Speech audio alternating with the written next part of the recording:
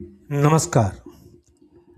मैं कहानियाँ सुनाता हूँ कि 745वीं कड़ी 745th एपिसोड में आप सभी का हार्दिक अभिवादन, अभिनंदन, स्वागत और आभार। दोस्तों, उनके खत और आप में आज खत बाबूजी साहब का, तारीख 1 सितंबर साल 1954। प्रिय बेटी, खुश रहो। तुम्हारा 23-24 अगस्त का पत्र मिला। तुम्हारा 23-24 अगस्त का पत्र मिला। पढ़कर तबीयत खुश हुई। अच्छा है कि उजड़ी हुई बस्ती का अंदाज तुम्हें होने लगा। बहार और बाग की सैर तो सबको पसंद आती है। जो खामोश तबीयत है वो तो चल फिर कर सैर करते हैं, और जो चंचल मन है वो मजीरा और करतालों से अपनी तृप्ति कर लेते हैं और समझ लेते हैं कि बस सैर हो गई। मगर जो अपने महबूब की याद में है, उनकी सैर तो बिल्कुल इनके खिलाफ है, विरुद्ध है। प्रेम करने वालों को झनकार और गड़बड़ी से मतलब ही क्या। उसे तो वही चीज पसंद आवेगी जो मालिक के ठिकाने की खबर दे। उसका ठिकाना तभी मिलता है जब हमारे सब मनोरंजन समाप्त हो जाते हैं और हम उनके चमत्कार से ऊंचे उठ जाते हैं। तुम्हारी हालत ये जरूर बताती है कि उस बस्ती की सैर, जो कि चमत्कार से परे है, करने को जी चाहने लगा है। और जब ये हाल है तो वजह नहीं मालूम होती कि सैर नसीब ना हो। तुम्हारे कुल खत से ये मालूम होता है कि तुम्हारी तबीयत का रुझान उस ओर हो चुका है। मगर अभी दिल्ली दूर है, और अभी सच कहता हूँ बिटिया कि शेर में पौनी भी नहीं कटी है। शेर में पौनी भी नहीं कटी है। ये आप लोग अगर पुराने मेजरमेंट्स समझते होंगे, एक शेर में अभी पौनी भी नहीं कटी है। मगर उम्मीद जरूर है तुम वहां तक पहुंचोगी, और ये सब लक्षण उसी के हैं जो खत में तहरीर किए हैं। तुमने खुद लिखा हुआ है कि देखते हुए भी अनदेखी सी दशा है। ये इस बात की खबर देती है कि निगेशन भी शुरू होगा, और यही उसके अलामात हैं। हालांकि अभी ये चीज कोसों दूर है, मगर लिखने से तुम घबरा मत जाना। इसलिए कि जब आदमी सफर कर लेना ठान लेता है और चल पड़ता है, तो कोसों दूर की जगह पर भी पहुंच ही जाता है।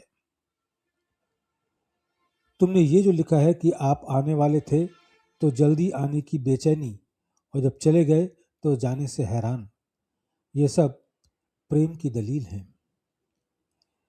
मेरी हालत किसी वक्त में इस कदर बढ़ गई थी, और जो तुम समझ लो कि वो क्या हालत होगी। उसके लिए एक फारसी मिसरा है जिसका तर्जुमा ये है कि ना तो दर्शन की योग्यता, अर्थात अगर दर्शन मिले तो वो चीज़ सहन नहीं होती थी, और अगर हम उससे अलहदा रहे तो बर्दाश्त नहीं होता था। और इस हालत में न जाने कितने दिनों तक मैं रहा हूँ और इस तकलीफ को बर्दाश्त किया है।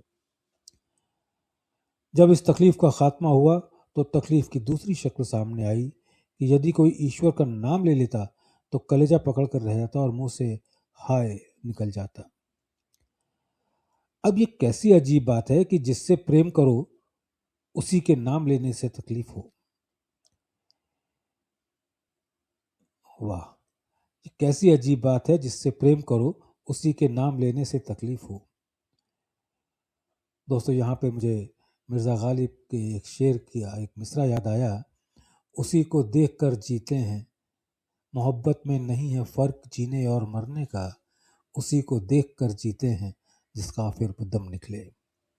चलिए, अब ये कैसी अजीब बात है कि जिससे प्रेम करो उसी का नाम लेने से तकलीफ हो। बिटिया, और तो नहीं उसे रहस्यदार कहूँ या उसकी निर्दयता कि उसने जब मुझे मार लिया तब अपने में बैठने दिया। ये ज़रूर है कि ये सब चीज़ें सस्ती में ही मिल जाती हैं। हाँ, मास्टर साहब ज़रूर खुशकिस्मत हैं कि उनको निहायत ऊंची ऊंची हालतें बिन तकलीफ मिल चुकी हैं।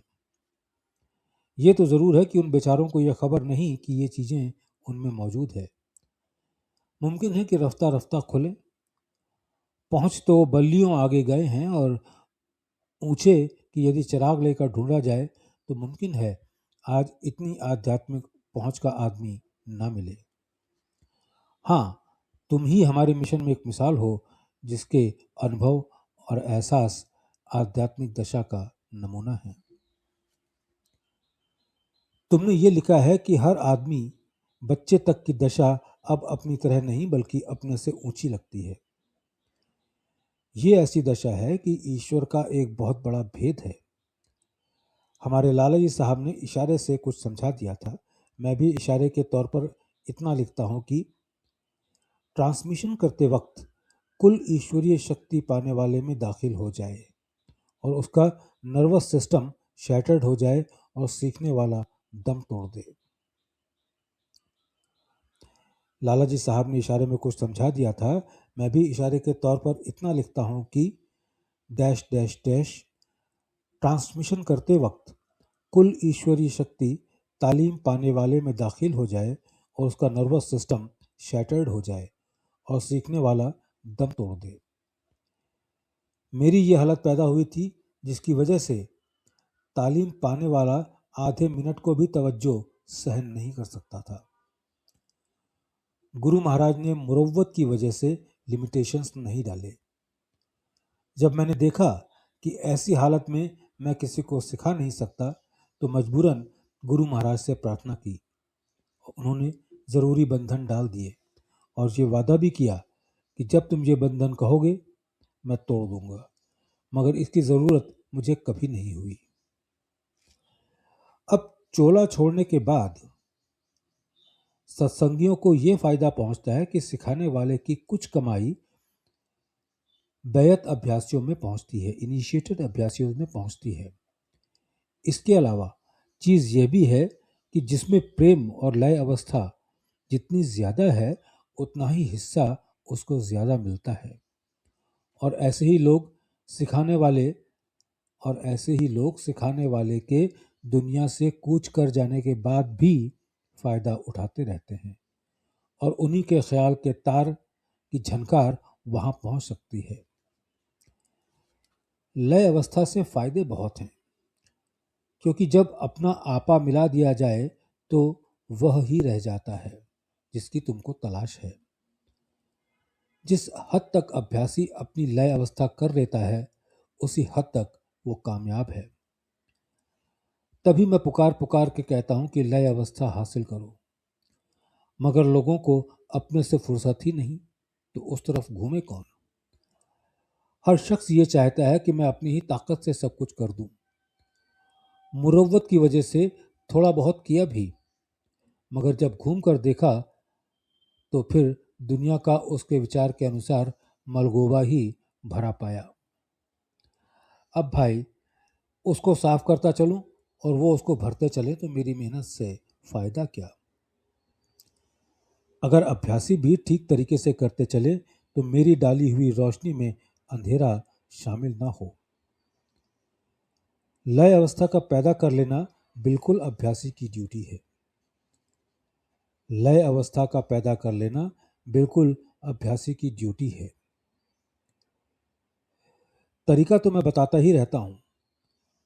दूसरा फायदा जो टीचर के चोला छोड़ने के बाद टॉट को होता है वो ये कि बिल्कुल खालिस फैज़ अभ्यासी को मिलता है और इस किस्म की तालीम भी उनको मिलती है जिसकी जानकारी ज़्यादातर टीचर को चोला छोड़ने के बाद होती है और वो भी दो एक बातें ऐसी हैं जिनके करने के लिए शब्द नहीं मिलते। मैं अपना किस्सा सुनाता हूँ। गुरु महाराज ने चोला छोड़ने के बाद भी मुझे मौजूदा हालत में लाने के लिए 12 साल और लिए। ये कहा कि अभी मैं वक्त और लेता, मगर जब मैंने ये देखा कि तुम थोड़े दिनों के बाद किसी को सिखाने योग्य नहीं रहोगे तो मैं मजबूर था। बात यह थी कि मैंने निगेशन का भी निगेशन जहाँ तक मुझे याद करना शुरू कर दिया था। जिसका ये नतीजा होता कि मैं प्रैक्टिकली नील हो जाता। अगर उसके बाद वाली हालत की निगेशन है, उसकी भी भूल अवस्था कही जा सकती है, उस पर आ जाता तो मुमकिन था कि जिस्म छूट जाता। अब मैं तुम्हारे खतों का जवाब देता हूँ। 1 नवंबर के खत में तुमने लिखा कि दिमाग पर एक नशे की खुमारी सी छाई रहती है। नशा तो मैटर में होता है, जब उसकी तेजी कम हो जाती है तो खुमार रहता है। मगर तुम अगर और करके देखो तो खुमार नहीं होगा, बल्कि ऐसी हालत होगी जैसे नदी के निकट बैठने से कुछ तरावट महसूस होती है। इतना ज़रूर है कि तुम्हारी मौजूदा हालत तरावट से अलहदा ज़रूर होगी, वो इसलिए कि एकाग्रता भी है। आगे इसको समझाने के लिए लफ्ज़ नहीं मिलते। अब खुमार क्यों है? इसकी वजह यह है कि जेड स्थान के असर में तुम शामिल हो रही हो। इसकी सैर अब शुरू होना चाहती है, जो मैं जल्दी शुरू करा दूंगा। अभी किनारे किनारे थोड़ा साफ होने को रह गया है, मगर तुम्हारी तबीयत, जैसा कि तुमने लिखा है कि न जाने कहाँ भाग कर जाने को बेचैन रहती है, ठिकाने पर जाने को बेचैन रहती है, और ये चीज़ हर अभ्यासी में होना चाहिए। तुमने जो लिखा है वो जेड स्थान का दृश्य है। अपनी हस्ती सबसे कमतर समझना अपनी हस्ती सबसे कमतर समझना बड़ी सभ्यता की बात है। तुम्हें जो ठंडक मालूम हुई उसका कारण ये है कि मैटर की गर्मी बहुत कुछ समाप्त हो रही है। इसको मैंने सहज मार्ग के 10 नियमों की शरह में समझाया है। इस ठंड के अनुभव ने तुम्हें वो ये खबर दी कि तुम मैटर से अलग हो रही हो। पीठ की हड्डी में फड़कन और गुदगुदाहट की अनुभूति होना ये मायने रखती है कि वो स्थान धीरे धीरे खुल रहा है। मुर्दे की सी कैफियत क्षण मात्र के लिए भी हो जाना अच्छा है। इसके मायने ये हैं कि इस कैफियत का भी अंदाज तुम्हें आने लगा है। मैं चूंकि ज़्यादातर ऊंची हालत की तवज्जो दिया करता हूँ, इसलिए अभ्यासियों में अक्सर ऊंची हालत दर्श जाती है। मुर्दे का एहसास होना ये एक बहुत ऊंची हालत है, मगर तुम में अभी पैदा नहीं हुई है। तुम्हारा 7 नवंबर का भी खत मिला। अपने में ईश्वर का हार्ट समाया हुआ पाना ये मायने रखता है कि हार्ट रीजन के क्रॉस करने की तैयारियां हैं। चाहता तो मैं ये हूं कि इसी वक्त क्रॉस करा दूं, मगर कराता यूं नहीं कि हर पॉइंट की सैर में करा रहा हूं मगर कराता यूं नहीं कि हर पॉइंट की मैं सैर करा रहा हूं। शुरू में मैंने वाकई बहुत जल्दी कर दी थी कि तुमको पिंड और ब्रह्मांड दोनों की मास्टरी 2 ही दिन में दे दी, और इससे तुम्हारा वक्त बच गया और ईश्वर की रचना में बहुत कुछ दखल हो गया। अब मैं हर पॉइंट को सैर करा के ले जा रहा हूं ताकि तुम्हें वाकफियत हो। ये ठीक पता नहीं चलता कि पॉइंट कितने और हैं। मुमकिन है हजारों ना सही सैकड़ों निकले। जब बेशुमार पॉइंट्स ख्याल में आने लग जाएं तो फिर मुझे जल्दी करनी ही पड़ेगी। पूरी सैर मिनटों और सेकंडों में करानी पड़ेगी, इसलिए कि मुझे अपनी उम्र के अंदर ये सब पॉइंट्स तय कराना है। तुम्हारा यह ख्याल सही है कि वाकई जिस चीज़ पर तुम अटेम्प्ट कर रही हो वो हार्ट रीजन से बहुत ऊंची चीज़ है, और वही चीज़ हासिल करना है जिसके लिए तुमने अपने आप को इस्तेमाल किया है। सच पूछो तो हार्ट रीजन बच्चों के खेलकूद की जगह है। मुझे ये चीज़ ऐसी ही मालूम होती है, मगर अफसोस ये है कि लोग इसको भी क्रॉस नहीं कर पाते। कीर्तन और भजन में स्वामी लोग तमाम उम्र अपने शिष्यों को बहलाते रहते हैं। मैं समझता हूं कि स्वामी लोगों को खुद इसकी खबर नहीं है, और हो कैसे? बजाय बेरंग होने के उन बजाय बेरंग होने के रंग उनका गाउन बन जाता है। जो रंग उनके गाउन का होता है वो रंग सन्यास का नहीं है। सन्यास का रंग दर हकीकत बेरंग है, और ये बेरंग क्या होता है? जिसमें किसी रंग की झलक न हो। अब जिसमें कोई रंग नहीं होगा उसको सफ़ेद कहते हैं। जब सब रंग मिला दिए जाते हैं तो सफ़ेद बन जाता है। अगर वह सफ़ेद पहने तो गृहस्थ और स्वामी में कोई फर्क प्रतीत नहीं होगा। लिहाजा आम लोगों को पहचानने के लिए कुछ रंग जो हमारे विजन में मटीला आ रहा है कपड़ों में दे दिया जाता है, जिसका मतलब भी ये है कि हम अपने आप को मिटाकर खाक कर चुके हैं और इस चिन्ह से लोग उनको पहचानते हैं। अब तो एक चीज रिवाजी हो गई है कि हर शख्स कपड़े पहनकर सन्यासी बताया जाता है, मगर पब्लिक में मैं समझता हूँ और अभी ज़्यादा अवेकनिंग पैदा नहीं हुई और न अकीदा और विश्वास बढ़ा, वरना इस रंग के बैल और कुत्तों को भी सन्यासी ही समझना चाहिए। इनमें एक ख़ासियत है कि वो रंग के एतबार से सन्यासी पैदा ही होते हैं।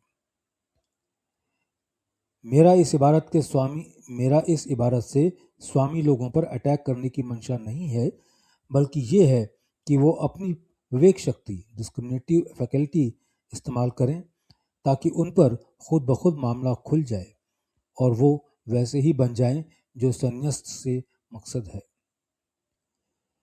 सोचने से ही भद्दापन लगने के मायने ये हैं कि तुमसे दुई सहन नहीं होती। अभी वो हालत पैदा नहीं हुई है कि एकता और दुई दोनों एक से मालूम हों। जैसे सपने में आदमी बर्रा जाता है मगर उसको अक्सर खबर नहीं होती।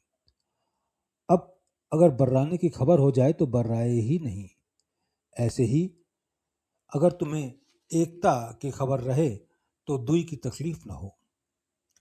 असल में हमें एकता और दुई दोनों से अलहदा रहना चाहिए, तब जो है सो है की हालत आने की खुशखबरी होती है। लिखते लिखते ख्याल आ गया कि अल्लाह मियाँ के पास जो कुछ था वो सब दुनिया बनाने के वक्त दे बैठे और आप दिवालिया हो गए। अब हम अगर जो कुछ अपने पास रखते हैं वो दे बैठे तो उन्हीं की तरह हमारा भी शुमार दिवालियों में हो जाएगा। मैं समझता हूँ कि आजकल लोग इसलिए जो कुछ उनके पास है नहीं दे बैठते कि दिवालियों की फहरिस्त में उनका नाम ना आ जाए, बल्कि लेने की कोशिश करते हैं ताकि पूंजी उनकी बढ़ती रहे। तुमने लिखा है कि नम्रता का एहसास भी कुछ भद्देपन का ही एहसास दिलाता है। इसकी वजह यह मालूम होती है कि तुमने नम्रता को असलियत से अलहदा समझ लिया है और इसलिए उसका एहसास बाकी है। असल नम्रता वह है कि कुछ ना रहना और वह चीज जीरो की याद दिलाता है। ये बात जो तुमने आखिर में लिखी है कि पास जाने की भी तबीयत नहीं चाहती और ना अलहदा होने की। पास ना जाने की तबीयत चाहना उस वक्त अभ्यासी में पैदा होती है जबकि ईश्वरीय हालत उसको सिखाने वाला ज्यादा दे जाता है, और अलहदा होने पर तकलीफ यूं होती है कि प्रेम का तकाजा है तो यह कोई शर्म की बात नहीं, ऐसा होता रहता है और इसमें हर्ज या नुकसान भी नहीं। शुभचिंतक रामचंद्र।